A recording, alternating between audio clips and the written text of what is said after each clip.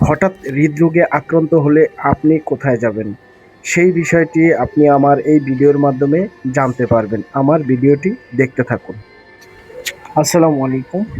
এটি হচ্ছে জাতীয় হৃদরোগ ইনস্টিটিউট ও হাসপাতাল। এখানে হৃদরোগের সকল ধরনের সমস্যা বা রোগের চিকিৎসা প্রদান করা হয়।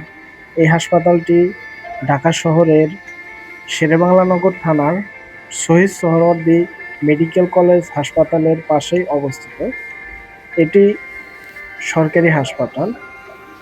এই হাসপাতালটি পুরোপুরিভাবে সরকারিভাবে পরিচালিত হয়।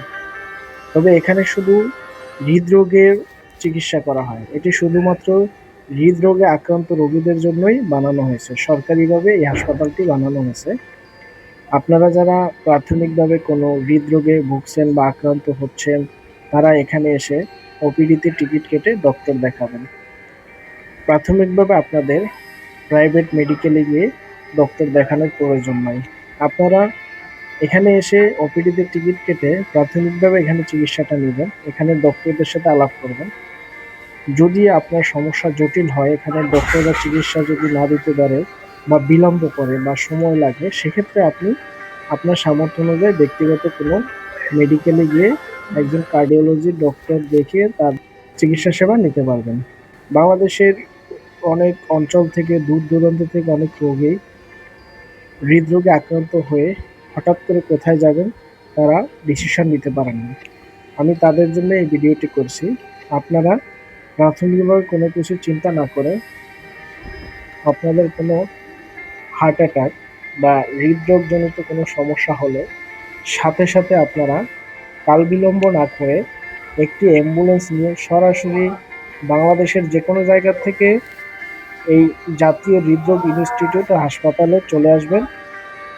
বাংলাদেশে হৃদরোগের আক্রান্ত রোগীর সংখ্যা অনেক, তবে এই সরকারি হাসপাতালটি হৃদরোগের চিকিৎসার জন্য খুবই ভালো। আপনারা যদি একটু সময় নিয়ে এখানে চিকিৎসা নেন তাহলে ভালো চিকিৎসা পাবেন আশা করি। আর যারা সময় কম বা যাদের টাকা পয়সা আছে তারা অবশ্যই এই হৃদরোগ হসপিটালে না গেলেই ভালো হয়, কারণ এটি মূলত গরিব, নিম্ন মধ্যবিত্ত ও মধ্যবিত্ত মানুষের জন্যই তৈরি করা হয়েছে। যাই হোক, আপনারা যারা যে কোনো হৃদরোগের সমস্যায় ভুগছে তারা সরাসরি বাংলাদেশের যে কোনো জায়গা থেকে এই জাতীয় হৃদরোগ ইনস্টিটিউট হাসপাতালে চলে আসবেন এবং আপনি আপনার চিকিৎসা সেবাটি এখান থেকে নিয়ে যাবেন।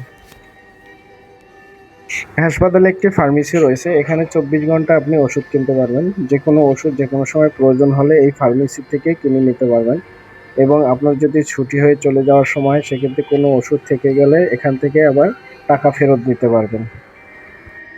এই হাসপাতালে একটি সুন্দর মসজিদ রয়েছে। এখানে নামাজের ব্যবস্থা রয়েছে। মসজিদটি অনেক বড়। এটি হচ্ছে মসজিদে ঢোকার গেট। মসজিদটি মূলত বিল্ডিংয়ের যে মেইন ফটক রয়েছে সেই ফটক থেকে ঢুকে হাতের বামে একদম নিচতলায় গ্রাউন্ড ফ্লোরে অবস্থিত। এখানে আপনি 5 ওয়াক্ত নামাজ জামাত সহকারে আদায় করতে পারবেন। এখানে পাশে আবার মহিলাদের জন্য নামাজের ব্যবস্থা রয়েছে, সেখানে উযুখানাও রয়েছে এবং সবকিছু দেখে শুনে আপনারা চিকিৎসাটি নেওয়ার ব্যবস্থা করবেন। অনেক সময় দালাল থাকতে পারে, দালালের খপ্পর থেকে সাবধান থাকবেন। কেউ কোনো কিছু জানতে চাইলে সহজে বলবেন না। এছাড়া ঢাকা শহরের কোনো হসপিটাল রিলেটেড কোনো কিছু তথ্য প্রয়োজন হলে আমাকে কমেন্টস করে জানাবেন। আমি আপনাদের ভিডিওর মাধ্যমে সে বিষয়গুলো তুলে ধরার চেষ্টা করব।